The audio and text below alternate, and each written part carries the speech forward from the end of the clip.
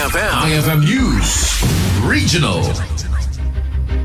Umabutin iti talupulong katulong overseas Filipino workers man din po iti Region 2 iti agaman nga mga mangged iti Middle East iti dimawat iti voluntary repatriation. Kalpasan nga nakarik na iti krisis iti nasaong rehiyon sigun iti palawag iti Department of Migrant Workers Region 2 wenno DMWRO2. Kinuna ni DMW Regional Director Attorney Rogelio Roger Benitez nga iti nasaong bilang ket nagapo iti lima pagilian apakairamanan ti Qatar, Kuwait, Iran, Iraq, ken Dubai. Kuna ni Benitez, amamwen da pelang iti agdamang ahensya no makasurot iti OFW nga nag-request iti repatriation. Iti sumarano nga chartered flight tapnon may pasigurado iti gobyerno nga nakasaganan dan. Anyaman nga oras para iti apektado nga OFW tapnon may payan ti tulong ken maikan ti programa ti gobyerno. May payan iti OFW tinadumo-dumo nga tulong nga kas financial assistance manipot iti Government Action Fund, medical assistance, psychological counseling, or legal assistance para kadigiti agasapulan. Ang bapay na isaganan nga reintegration programs kabilang na iti livelihood training ken literacy session para kadigiti distress OFW. Damag Regional para iti IFM News, Idol Shanti Papi Tatak, IFM.